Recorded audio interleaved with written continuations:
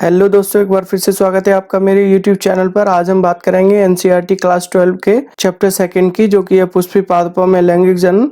आज हम इस चैप्टर के फुल एक्सरसाइज सॉल्यूशंस पर डिस्कस करेंगे। दोस्तों, यहाँ पर मैंने डिटेल में इस एक्सरसाइज के जितने भी क्वेश्चंस हैं उनका सॉल्यूशन दिया हुआ है, तो प्लीज़ पूरे वीडियो को बड़ा ध्यान से देखिएगा। साथ ही साथ कॉपी पर इसको नोट भी करते रहिएगा, क्योंकि ये जो क्वेश्चंस हैं दोस्तों, ये कम्प्रीहेंसिव टाइप के हैं और जनरली इसके आंसर्स जो हैं वो थोड़ा टिपिकल होते हैं। तो आइए दोस्तों शुरू करते हैं और पहला क्वेश्चन देखते हैं।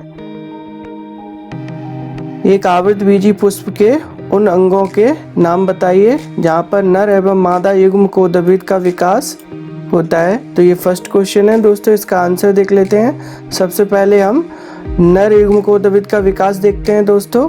तो पुमंग, जिसको कि हम एंडोशियम कहते हैं, एक आवृतबीजी पुष्प का नर जनन अंग यानी मेल रिप्रोडक्टिव ऑर्गन होता है। इसकी इकाई को पुंकेसर कहते हैं, यानी जिनसे ये मिलकर के बना होता है। प्रत्येक पुंकेसर का ऊपरी भाग परागकोश, जिसको इंग्लिश में एंथर, तथा निचला भाग पुंतंतु कहलाता है। आइए डायग्राम में देख लेते हैं दोस्तों। यहाँ पर आप देख रहे हैं, ये एक डायग्राम जो मैंने अभी राउंड किया है, ये एक स्टेमन यानी पुंकेसर का डायग्राम है। इसका जो ऊपरी हिस्सा है दोस्तों वो एंथर कहलाता है यानी परागकोश, और नीचे का जो डंडी नुमा पतला हिस्सा है वो फिलामेंट यानी पुंतंतु कहलाता है। आइए आगे पढ़ते हैं। परागकोश में पाई जाने वाली सूक्ष्म बीजाणु धानियों के अंदर क्रियात्मक सूक्ष्म बीजाणु या परागकण मात्र कोशिकाओं, जिनको इंग्लिश में functional microspore mother cell short में FMMC और पोलन मदर सेल्स शॉर्ट में FPMC से सूक्ष्म बीजाणु जनन, ये एक प्रोसेस है दोस्तों, इसको नोट कर लीजिएगा, द्वारा अगुणित पराग कणों यानी पोलन ग्रेन्स, या जिनको हम सूक्ष्म बीजाणु भी कहते हैं और इंग्लिश में माइक्रोस्पोर्स भी कहते हैं, उनका निर्माण होता है। डायग्राम में देखते हैं दोस्तों। यहाँ पर ये जो ऊपर का हिस्सा आप यहाँ से यहाँ तक देख रहे हैं दोस्तों, ये एक परागकोश का स्ट्रक्चर है। इसमें आप ये 4 रचनाएं देख रहे हैं दोस्तों। ये जो 4 रचनाएं हैं ये असल में सूक्ष्म बीजाणु दानियां हैं, जिनके अंदर सूक्ष्म बीजाणुओं यानी माइक्रोस्पोर का निर्माण होता है। और जिस प्रोसेस के द्वारा माइक्रोस्पोर का निर्माण होता है उस प्रोसेस को हम कहते हैं माइक्रोस्पोरोजेनेसिस यानी सूक्ष्म बीजाणु जनन। अगला पॉइंट पढ़ते हैं। तो इन्हीं से आगे चलकर नर युग्म कोदबित का विकास होता है। किनसे चलकर? माइक्रोस्पोर्स से। इस प्रकार एक नर पुष्प के परागकोश में पाई जाने वाली सूक्ष्म बीजाणुदानियों के अंदर ही नर युग्म कोदबित का विकास होता है। डायग्राम में देखिएगा दोस्तों, राइट हैंड साइड पर जो लास्ट में परागकण बना है दोस्तों, इसी से जाके आगे नर युग्म कोदबित का विकास हो जाता है। आइए अब देखते हैं मादा युग्म कोदबित का विकास किस प्रकार से होता है। जायांग यानी गाइनोशियम एक आवृतबीजी पुष्प के मादा जनन अंग यानी फीमेल रिप्रोडक्टिव ऑर्गन होते हैं। इनकी इकाई को अंडप यानी कार्पल कहते हैं। इसका मतलब ये है दोस्तों कि जायांग जो है वो एक या अनेक कार्पल से मिलकर बने होते हैं, ये इनकी यूनिट होता है। प्रत्येक अंडप में वर्तिकाग्र यानी स्टिग्मा, वर्तिका यानी स्टाइल और अंडाशय यानी ओवरी नामक संरचनाएं पाई जाती हैं। राइट हैंड साइड पर दोस्तों आप डायग्राम में देखेंगे तो ये पहला वाला डायग्राम देखिएगा, यहाँ ऊपर की साइड में आप देखेंगे तो वर्तिकाग्र है, इसके ठीक नीचे एक नलीनुमा संरचना है जिसको हम स्टाइल कहते हैं, ये वर्तिका है, और सबसे नीचे की साइड में जो फूला हुआ हिस्सा है वो है अंडाशय। इसके अंदर आप ये बीज जैसी संरचनाएं देख रहे हैं दोस्तों, ये असल में ओव्यूल है यानी बीजांड है। आइए आगे रीड करते हैं। अंडाशय में बीजांड का निर्माण होता है, जैसे अभी आपको डायग्राम में भी बताया था। बीजांड के अंदर बीजांड का यानी न्यूक्लियस पाया जाता है, जिसमें गुरु बीजाणु मात्र कोशिका, जिसको कि इंग्लिश में मेगास्पोर मदर सेल कहते हैं, उसका निर्माण होता है। गुरु बीजाणु मात्र कोशिका से एक अर्धसूत्री विभाजन द्वारा 4 अगुणित गुरु बीजाणुओं यानी मेगास्पोर्स का निर्माण होता है। दोस्तों आगे के क्वेश्चंस में ये सारे जो पॉइंट्स आ रहे हैं, मेगास्पोर जेनेसिस, ये सारे दोबारा से आने वाले हैं, क्योंकि इस चैप्टर में ऐसे कई सारे प्रश्न हैं जो एक दूसरे से लगभग मिलते जुलते हैं, तो वहाँ पर आप इनको और भी अच्छे से समझ पाएंगे। तब तक हम इसको आगे रीड करते हैं। तो इस प्रकार से जो है हैप्लॉइड गुरु बीजाणुओं यानी मेगास्पोर्स का निर्माण होता है। इन चारों गुरु बीजाणुओं में से प्रायः केवल निचला गुरु बीजाणु जो कि निभाग, जिसको इंग्लिश में चलाजा कहते हैं, की ओर स्थित होता है, यही क्रियाशील रहता है यानी एक्टिव रहता है, और इसी से आगे जा कर के मादा युग्मकोद्रवित का डेवलपमेंट भी होता है। इसी कारण हम मेगास्पोर को मादा युग्मकोद्रवित की प्रथम कोशिका भी कहते हैं। आगे चलकर नीचे वाले पॉइंट पढ़ते हैं। आगे चलकर इसी से मादा युग्मकोद्रवित यानी एम्ब्रियो सैक, जिसे हिंदी में भ्रूण कोश कहते हैं, उसका विकास हो जाता है। दोस्तों हम दूसरा वाला डायग्राम देखते हैं। यहाँ पर पहला वाला तो हमने कार्पल वाला है वो समझ लिया कि कार्पल क्या होता है, हमने अभी बताया आपको। दोस्तों यहाँ पर देखिएगा, ये जो संरचनाएं आपको दिखाई दे रही हैं बहुत सारी बीज जैसी वाइट वाइट, यही ओव्यूल्स हैं। यहाँ पर बहुत सारे ओव्यूल्स दिखाए हैं, हमने यहाँ एक ओव्यूल दिखाया। आप इसमें देखेंगे तो बीच में आपको एक ये जो वाइट कलर की संरचना दिखाई दे रही है दोस्तों, यही भ्रूण कोश है, एम्ब्रियो सैक है, जिसको कि हम मादा युग्मकोद्रवित कहते हैं। इसका विकास किससे होता है दोस्तों? मेगास्पोर से, जो कि खुद एक अगुणित संरचना है। आइए दोस्तों हम क्वेश्चन नंबर 2 को रीड करते हैं। लघु बीजाणुधानी तथा गुरु बीजाणुधानी के बीच अंतर स्पष्ट करें। इन घटनाओं के दौरान किस प्रकार का कोश का विभाजन संपन्न होता है? इन दोनों घटनाओं के अंत में बनने वाली संरचनाओं के नाम बताइए। आइए दोस्तों डिफरेंस देख लेते हैं दोनों के बीच में। तो पहले हम लघु बीजाणुधानी और गुरु बीजाणुधानी के बीच में डिफरेंस देख लेते हैं। पहला डिफरेंस देखते हैं कि लघु बीजाणुधानी को हम परागपुट यानी पोलन सैक या फिर सूक्ष्म बीजाणुधानी यानी माइक्रोस्पोरेंजियम के नाम से भी जानते हैं, जबकि दोस्तों गुरु बीजाणुधानी को हम बीजांड या फिर ओव्यूल के नाम से भी जानते हैं। दूसरा अंतर, इसका विकास नर पुष्प के परागकोश यानी एंथर के अंदर होता है, जबकि गुरु बीजाणुधानी का विकास मादा पुष्प के अंडाशय यानी ओवरी के अंदर होता है। तीसरा डिफरेंस देखते हैं। लघु बीजाणुधानी बाह्य स्तर यानी एपिडर्मिस, अंतः स्तर यानी एंडोथीसियम, मध्य स्तर यानी मिडिल लेयर तथा टेपिटम स्तर से घिरी संरचना है। तो टोटल दोस्तों यहाँ पर 4 लेयर्स पाई जाती हैं, जो लघु बीजाणुधानी के चारों ओर एक कवरिंग बनाती हैं। यदि हम गुरु बीजाणुधानी की बात करें दोस्तों, तो गुरु बीजाणुधानी के चारों ओर 1 या 2 अध्यावरण पाए जाते हैं जो इसको प्रोटेक्शन प्रदान करते हैं। फोर्थ डिफरेंस देखते हैं। लघु बीजाणुधानी के अंदर लघु बीजाणुओं या फिर परागकणों या सूक्ष्म बीजाणुओं, जिनको कि इंग्लिश में माइक्रोस्पोर्स और पोलन ग्रेन्स के नाम से भी जाना जाता है, उनका निर्माण होता है। यदि हम गुरु बीजाणुधानी की बात करें दोस्तों, तो उसके अंदर भ्रूण कोश का निर्माण होता है। फिफ्थ डिफरेंस देखते हैं। लघु बीजाणुधानी में लघु बीजाणु जनन, नोट कर लीजिएगा दोस्तों, इसको इंग्लिश में माइक्रोस्पोरोजेनेसिस कहते हैं। इस क्रिया के द्वारा लघु बीजाणुओं का निर्माण होता है, जबकि गुरु बीजाणुओं के निर्माण की क्रिया को हम गुरु बीजाणु जनन यानी मेगास्पोरोजेनेसिस कहते हैं। इस मेगास्पोरोजेनेसिस के कारण ही मेगास्पोर यानी गुरु बीजाणु का जन्म होता है। लास्ट डिफरेंस पढ़ते हैं दोस्तों। लघु बीजाणु से नर युग्मकोद्रवित यानी मेल गैमेटोफाइट का विकास होता है, जबकि गुरु बीजाणु से भ्रूण कोश यानी एम्ब्रियो सैक का विकास होता है। तो दोस्तों इस प्रकार से लघु बीजाणुधानी और गुरु बीजाणुधानी में ये अंतर हो गया। अब हम देखते हैं दोस्तों इस क्वेश्चन का अगला पार्ट। हम पहले उसको रीड कर देते हैं क्वेश्चन को। इन घटनाओं के दौरान किस प्रकार का विभाजन संपन्न होता है? तो आपने देखा अभी कि इन घटनाओं के दौरान यानी माइक्रोस्पोरोजेनेसिस और मेगास्पोरोजेनेसिस दोनों के दौरान अर्धसूत्री विभाजन या फिर न्यूनकारी विभाजन, जिसको इंग्लिश में रिडक्शन डिवीजन कहते हैं, वो होता है। दोस्तों इस विभाजन की ये विशेषता होती है कि इसके द्वारा एक मदर सेल से 4 डॉटर सेल का निर्माण होता है। साथ ही जो नई बनने वाली डॉटर सेल हैं उनको हम प्राय युग्मक कहते हैं, और उनमें गुणसूत्रों की संख्या मदर सेल की जस्ट हाफ होती है। इस क्वेश्चन का अगला पार्ट देखते हैं दोस्तों। इन दोनों घटनाओं के अंत में बनने वाली संरचनाओं के नाम बताइए। तो लघु बीजाणु जनन यानी माइक्रोस्पोरोजेनेसिस के अंत में हमें लघु बीजाणु अथवा परागकण प्राप्त होते हैं, जिनको इंग्लिश में माइक्रोस्पोर या पोलन ग्रेन कहते हैं, तथा गुरु बीजाणु जनन यानी मेगास्पोरोजेनेसिस के अंत में हमको गुरु बीजाणु प्राप्त होता है, जो आगे चल करके दोस्तों एम्ब्रियो सैक का निर्माण करता है। आइए अब देखते हैं क्वेश्चन नंबर 3। निम्नलिखित शब्दावली को सही विकासी क्रम में व्यवस्थित करें।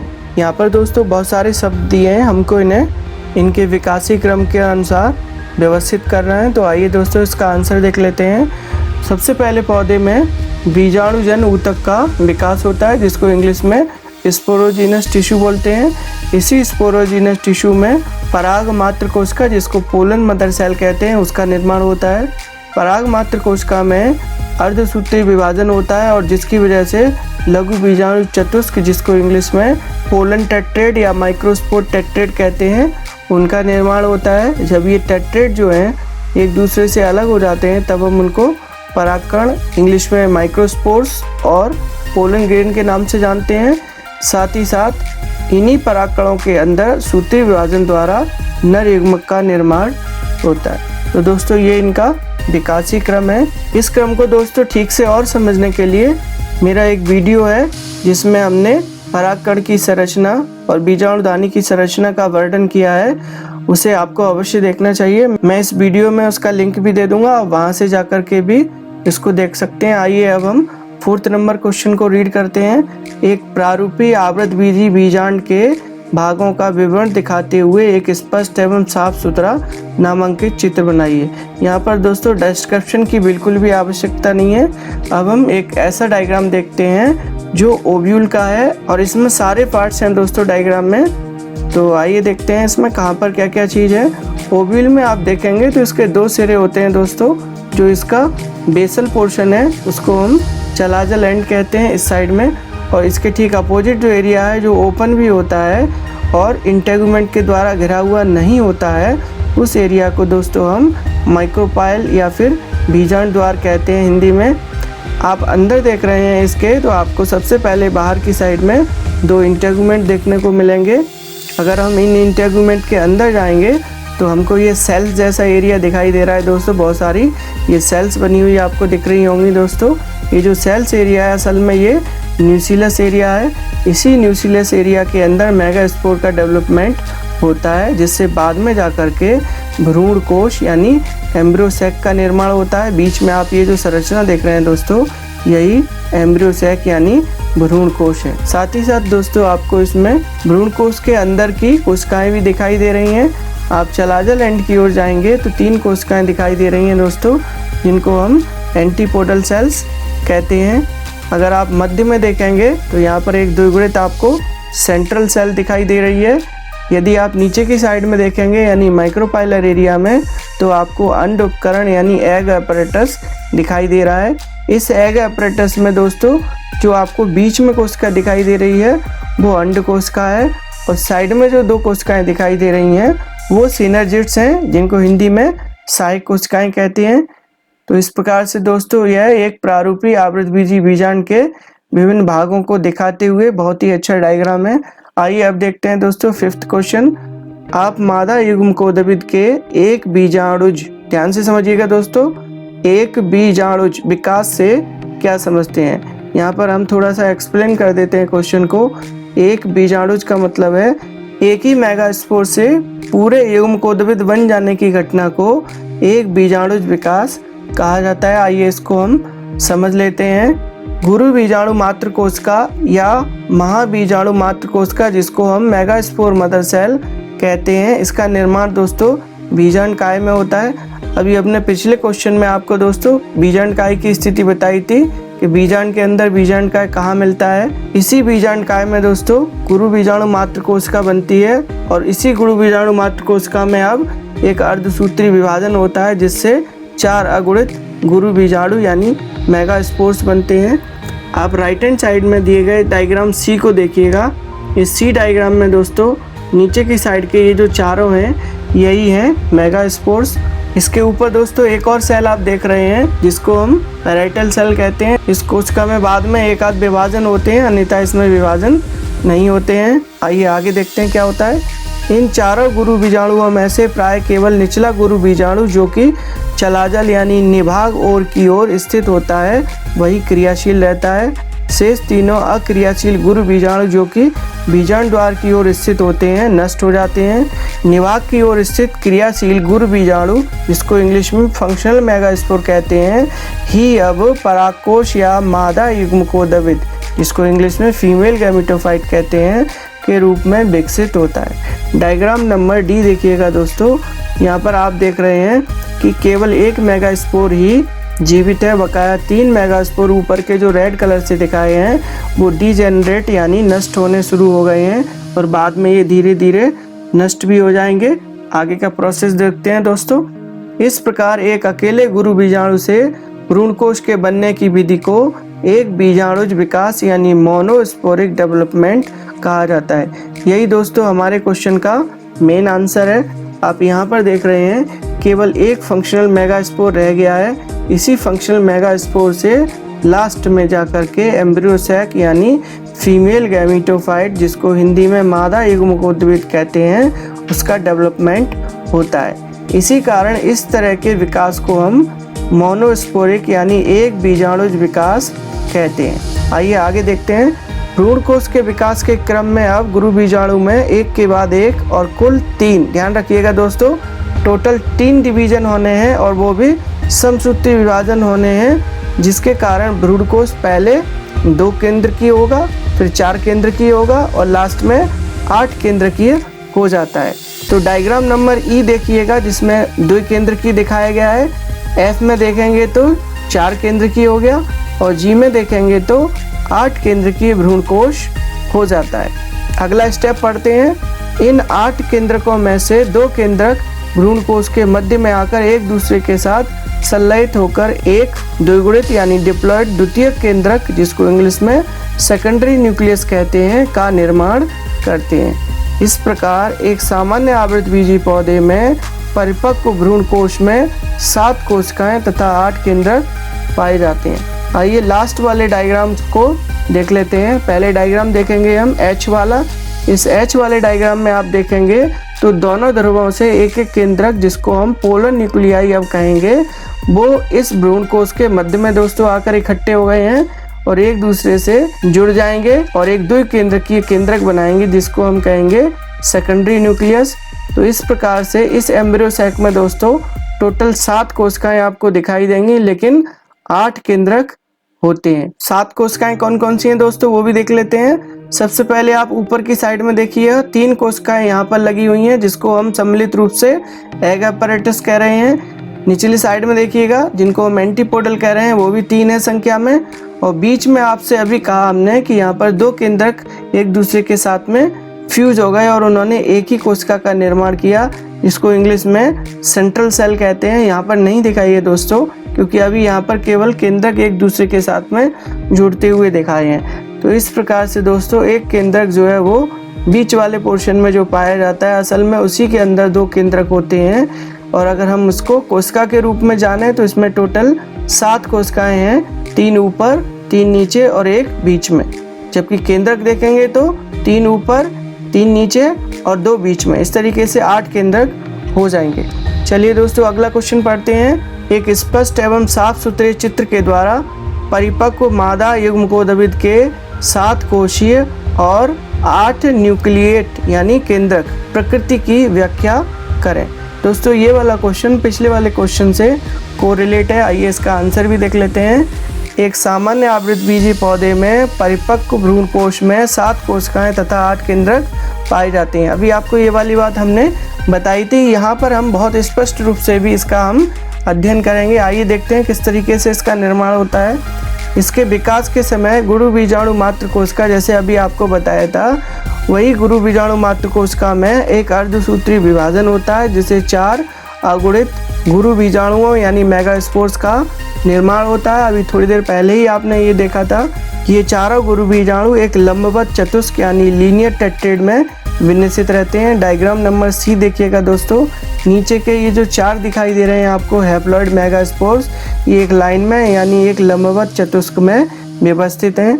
इन चारों गुरु बीजाणुओं में से प्राय केवल निचला गुरु बीजाणु, जो कि निवाहक की ओर ही पाया जाता है, वही क्रियाशील रहता है। शेष तीनों जो कि माइक्रोपाइलर एरिया की ओर यानी बीजाणु द्वार की ओर स्थित होते हैं, वो नष्ट हो जाते हैं। अब आगे क्या होगा दोस्तों, ये जो क्रियाशील गुरु बीजाणु मात्र कोशिका है वो अपना आकार बढ़ा लेता है, जिससे यह बीजांडकाय का अधिकांश भाग घेर लेता है। इसके बाद में एक समसूत्री विभाजन होता है, जिसकी वजह से गुरु बीजाणु मात्र कोशिका का केंद्रक विभाजित होकर दो संतति केंद्रक बनाता है। डायग्राम नंबर ई में देखिएगा दोस्तों, यहाँ पर आपको दो केंद्रक दिखाई देंगे। दोनों केंद्रक क्रियाशील गुरु बीजाणु मात्र कोशिका के अंदर विपरीत ध्रुवों की ओर चले जाते हैं। डायग्राम ई में देखिएगा दोस्तों, जो नीले रंग से दिखाए हैं वो केंद्रक हैं और अपोजिट ध्रुवों की ओर चले गए हैं। इस स्थिति में एक द्विकेंद्रकीय भ्रूणकोश यानी बाई न्यूक्लिएट एम्ब्रियो सैक का निर्माण होता है। यहाँ डायग्राम ई को आप इसी रूप में देखें, बाई न्यूक्लिएट एम्ब्रियो सैक के रूप में। अगला स्टेप देखते हैं। दो अन्य क्रमागत समसूत्री विभाजनों के परिणाम स्वरूप 4 केंद्रकीय और उसके बाद 8 केंद्रकीय भ्रूणकोश का निर्माण होता है। तो डायग्राम एफ और डायग्राम जी में क्रमशः 4 केंद्रकीय यानी डायग्राम एफ में और 8 केंद्रकीय यानी डायग्राम जी में ऐसी स्थिति देखने को मिलती है। इस प्रकार बने 8 केंद्रकीय भ्रूणकोश में 4 केंद्रक निभाग की ओर तथा 4 शेष केंद्रक बीजांड द्वार की ओर रहते हैं। डायग्राम जी में देखिएगा दोस्तों, दोनों ध्रुवों पर आपको 4-4 केंद्रक नीले रंग के दिखाई देंगे। अब निभाग तथा बीजांड द्वार की ओर से एक एक केंद्रक भ्रूणकोश के केंद्र की ओर गति करते हैं। इन केंद्रकों को ध्रुवीय केंद्रक कहते हैं। तो यहाँ पर आप देख रहे हैं डायग्राम नंबर जी में, ये जो एक केंद्रक है ये बीच की ओर गति करेगा और नीचे वाले पोल से भी एक केंद्रक बीच की ओर यहाँ पर गति करेगा और दोनों बीच में आकर के एक दूसरे के साथ जुड़ जाएंगे। अगला स्टेप देखते हैं दोस्तों। दोनों ध्रुवीय केंद्रक भ्रूणकोश के मध्य में आकर एक दूसरे के साथ संगलित होकर एक द्विगुणित द्वितीयक केंद्रक का निर्माण करते हैं। बाद में दोस्तों इसी द्वितीयक केंद्रक के चारों ओर कोशिका भित्ति भी बन जाती है और वो बन जाती है सेंट्रल सेल यानी केंद्रीय कोशिका। अगला स्टेप देखते हैं। बीजांड द्वार की ओर बचे 3 केंद्रकों के मध्य अब भित्ति निर्माण होने के कारण एक 3 कोशिकीय अन्य उपकरण का निर्माण हो जाता है। डायग्राम में देखिएगा दोस्तों, माइक्रोपाइलर एरिया नीचे की साइड में देखिएगा दोस्तों, बीजांड द्वार एरिया है ये। इस एरिया में आप देखेंगे तो 3 कोशिकाएं आपको दिखाई देंगी। ये तीनों कोशिकाएं सम्मिलित रूप से अन्य उपकरण के नाम से जानी जाती हैं। इनके मध्य में देखेंगे दोस्तों ये वाली जो है वो एग सेल हो गई और इसके साइड में दोस्तों ये जो 2 सेल्स हैं ये सहायक कोशिकाएं या फिर सिनर्जिड्स कहलाती हैं। आइए अगला स्टेप देखते हैं। इस 3 कोशिकीय अंड उपकरण के मध्य में एक अंड कोशिका यानी एग सेल, जैसा कि मैंने अभी बताया था, या मादा युग्मक यानी फीमेल गैमीट तथा इसके दोनों ओर 2 सहायक कोशिकाएं यानी हेल्पिंग सेल्स या फिर जिनको हम सिनर्जिड्स भी कहते हैं पाई जाती हैं। भ्रूणकोश में निभाग की ओर के 3 अन्य केंद्रकों के मध्य भी भित्ति निर्माण हो जाता है। इन सभी कोशिकाओं को अब प्रतिमुख कोशिकाएं यानी एंटीपोडल सेल्स कहते हैं। दूसरे एरिया में देखिएगा जो अभी हम देख रहे थे उसके अपोजिट एरिया में दोस्तों आपको 3 सेल्स देखने को मिलेंगी जिनको हम एंटीपोडल सेल्स कहते हैं। लास्ट वाली लाइन देखते हैं दोस्तों। इस प्रकार एक सामान्य आवृतबीजी पौधे में परिपक्व भ्रूणकोश में 7 कोशिकाएं और 8 केंद्रक पाए जाते हैं। तो यहाँ पर आप देख रहे हैं दोस्तों 7 सेल, 3 सेल दोस्तों चलाजल एंड की ओर यानी इस सिरे की ओर है और 3 कोशिकाएं नीचे वाले सिरे की ओर है और बीच में एक ही कोशिका है। तो टोटल कितनी हो गई 3 + 3 + 1 = 7। तो 7 सेल्स हो गई। लेकिन न्यूक्लियस अगर देखेंगे तो वो 8 है। देखते हैं कैसे। इस साइड में 3, बीच में 2 और सबसे नीचे की साइड में यानी इस एरिया में भी 3। तो ये टोटल जो हो गया वो 8 हो गया। तो इस प्रकार से एक जो परिपक्व भ्रूणकोश है उसमें 7 कोशिकाएं और 8 केंद्रक पाए जाते हैं। आइए दोस्तों अब हम देखते हैं 7वां क्वेश्चन। उन्मील परागणी, ध्यान से समझिएगा दोस्तों, नाम थोड़ा जटिल है। उन्मील परागणी पुष्पों से क्या तात्पर्य है? क्या अनुन्मील पुष्पों में पर परागण यानी क्रॉस पॉलिनेशन संपन्न होता है? अपने उत्तर की सतर्क व्याख्या करें, यानी तर्क के साथ में आपको व्याख्या देनी है। तो सबसे पहले दोस्तों देख लेते हैं उन्मील परागणी पुष्प यानी कैस्मोगैमस फ्लावर क्या होते हैं। तो दोस्तों ये सामान्य पुष्पों के समान ही होते हैं। इनके परागकोश एवं वर्तिकाग्र अनावृत होते हैं। इनमें सामान्य पुष्पों की तरह परागण यानी पॉलिनेशन देखने को मिलता है। एग्जाम्पल है यहाँ पर voila oxalis. Right hand side पर आप दोस्तों पहला ऊपर का डायग्राम देखेंगे तो आपको वाइट कलर का फ्लावर दिखाई देगा। ये जो वाइट कलर का फ्लावर है ये एक्सपोज्ड है यानी अनावृत है। यहाँ पर कोई भी कीट पतंगे आकर के बैठ सकते हैं जिससे कि पर परागण की क्रिया आसानी से संपन्न हो जाए। क्वेश्चन का दोस्तों अगला भाग देखते हैं, क्या अनुउन्मीलीय पुष्पों में पर परागण संपन्न होता है? तो इसका आंसर देखते हैं दोस्तों, नहीं। अनुउन्मीलीय पुष्पों, जिनको कि हम इंग्लिश में क्लिस्ट्रोगैमस फ्लावर कहते हैं, उनमें पर परागण संपन्न नहीं होता है। क्यों नहीं होता है दोस्तों? उसका आंसर नीचे देख लेते हैं, क्योंकि इस क्वेश्चन में पूछा गया अपने उत्तर की सतर्क व्याख्या भी करें। तो नीचे देखते हैं दोस्तों, यह पुष्प सदैव बंद रहते हैं। कौन से पुष्प? क्लिस्ट्रोगैमस फ्लावर, अर्थात इनके परागकोश एवं वर्तिकाग्र अनावृत नहीं होते हैं। नीचे वाला डायग्राम देखिएगा दोस्तों, ये क्लिस्ट्रोगैमस फ्लावर का है। एग्जाम्पल हमने यहाँ वायोला का लिया हुआ है। ये बिल्कुल क्लोज्ड फ्लावर होते हैं, खुलते नहीं है। आइए आंसर को आगे पढ़ते हैं। तो इन पुष्पों के फ्लावर दोस्तों हमेशा बंद रहते हैं, जिसके कारण इनमें पर परागण यानी क्रॉस पॉलिनेशन नहीं हो पाता है। इन पुष्पों में परागकोश एवं वर्तिकाग्र एक दूसरे के संपर्क में रहते हैं, जिसके कारण जो है इनमें मुख्य रूप से स्वपरागण होता है दोस्तों, जिसको इंग्लिश में सेल्फ पॉलिनेशन कहते हैं। क्योंकि यहाँ पर वर्तिकाग्र को अन्य पुष्पों से परागण ग्रहण करने का अवसर प्राप्त नहीं होता है, इसी कारण जितने भी क्लिस्ट्रोगैमस फ्लावर होते हैं उनमें सेल्फ पॉलिनेशन ही पाया जाता है, क्रॉस पॉलिनेशन का कोई चांस नहीं होता है। आइए क्वेश्चन नंबर 8 रीड करते हैं। पुष्पों के द्वारा स्वपरागण रोकने के लिए विकसित की गई 2 कार्य नीति का विवरण दें।